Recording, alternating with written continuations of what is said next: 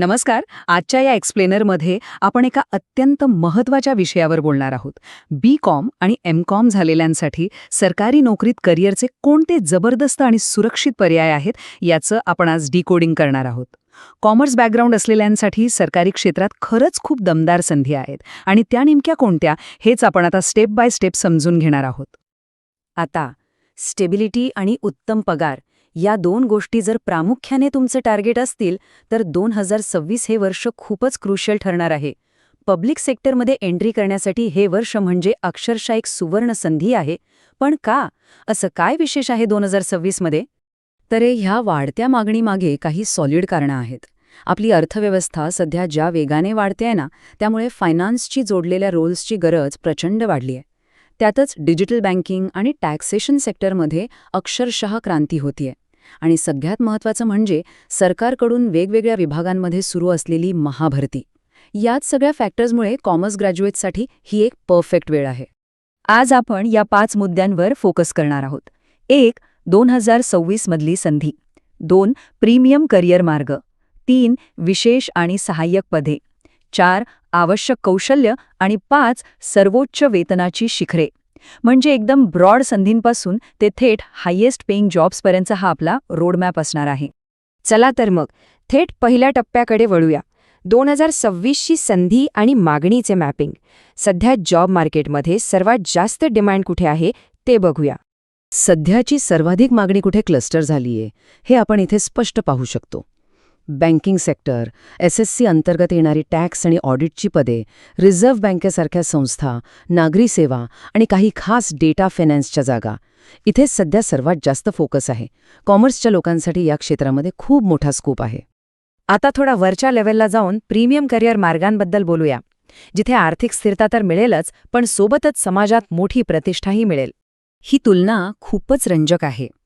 एका बाजूला बँकिंग क्षेत्रातल्या प्रोबेशनरी ऑफिसर म्हणजेच POच्या अत्यंत स्टेबल नोकऱ्या आहेत. दुसऱ्या बाजूला SSCची पदे आहेत जी कॉमर्ससाठी एकदम बेस्ट मानली जातात. आणि मग येतात RBI किंवा SEBI सारख्या संस्था, जिथे सर्वात जास्त म्हणजे थेट लाखोंच्या घरात सुरुवातीचा पगार मिळू शकतो. आणि ज्यांना खऱ्या अर्थाने प्रशासनात टॉप लेवलची पॉवर आणि प्रेस्टीज हवी आहे, त्यांच्यासाठी UPSC आणि MPSC सारख्या नागरी सेवा नेहमीच खुल्या आहेत. कॉमर्सचे विद्यार्थी या परीक्षा देऊन IAS, IPS किंवा डेप्युटी कलेक्टर होण्याचं स्वप्न नक्कीच पूर्ण करू शकतात. हा मार्ग प्रचंड सन्मानाचा आहे. बरं, आता या टॉप लेव्हलच्या नोकऱ्यांव्यतिरिक्तही एक खूप मोठं क्षेत्र आहे, विशेष आणि सहाय्यक पदांचं, जिथे कॉमर्सची डिग्री खूपच कामी येते. इथे आपण 2 प्रकार पाहू शकतो. एकीकडे कोर अकाउंट्स आणि ऑडिटची पदे आहेत, जसं की असिस्टंट ऑडिट ऑफिसर किंवा CAG ऑडिटर, जिथे कॉमर्सच्या ज्ञानाचा 100% थेट वापर होतो. आणि दुसरीकडे रेल्वे किंवा क्लार्क लेवलच्या पोस्ट्स आहेत. या नोकऱ्या मिळवणं तुलनेने थोडं सोपं आणि अधिक ॲक्सेसिबल असतं. पण या ऑफिस जॉब्समध्ये बाजी कोण मारतं माहितीये? ज्यांच्याकडे टायपिंग स्किल आहे. LDC, UDC किंवा डेटा एंट्री ऑपरेटर सारख्या जागांसाठी जर तुमचं टायपिंग उत्तम असेल तर तुमच्या निवडीचे चान्सेस अक्षरशः अनेक पटींनी वाढतात. हा एक खूप मोठा प्लस पॉइंट आहे. आता या नोकऱ्या मिळवायच्या असतील तर आपल्याकडे काही खास हत्यारं असायला हवीत, म्हणजेच 2026 साठीची आवश्यक कौशल्ये. लाखो स्पर्धकांमधून स्वतःला वेगळं कसं सिद्ध करायचं? तर त्यासाठी टॅली, GST, एक्सेलमध्ये डेटा ॲनालिसिस आणि फास्ट टायपिंग स्पीड यांसारख्या गोष्टींवर कमांड मिळवणं मस्ट आहे. बेसिक कम्प्युटर आणि फायनान्सचं नॉलेज पक्कं असेल तर सरकारी नोकरीत सिलेक्ट होण्याचे चान्सेस खूप जास्त स्ट्रॉंग होतात. हे अगदी बेसिक पण अत्यंत महत्त्वाचं टूलकिट आहे. आणि आता आपण आलो आहोत अशा एका पॉइंटवर ज्याची सगळेच वाट बघत असतात. सर्वोच्च वेतनाची शिखरे, म्हणजे गव्हर्नमेंट सेक्टरमधले सर्वात जास्त पगार देणारे जॉब्स. विचार करा, सरकारी नोकरी आणि सुरुवातीचा पगार थेट 1 लाख रुपये किंवा त्याहून जास्त. ऐकायला खूप भारी वाटतं ना?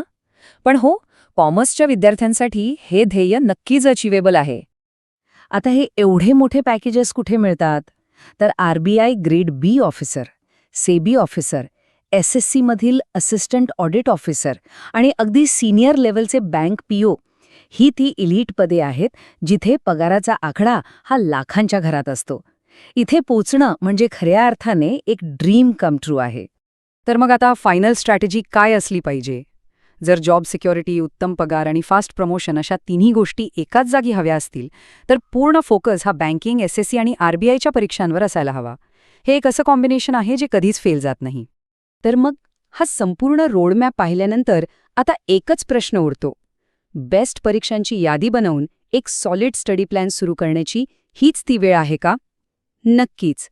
कारण योग्य दिशेने आत्ताच टाकलेलं पाऊल उद्याचं उत्तम करिअर घडवू शकतं. चला तर मग या एक्सप्लेनरमध्ये आपण इथेच थांबूया. नवीन माहितीसह पुन्हा भेटू. तोपर्यंत शिकत रहा आणि पुढे जात रहा.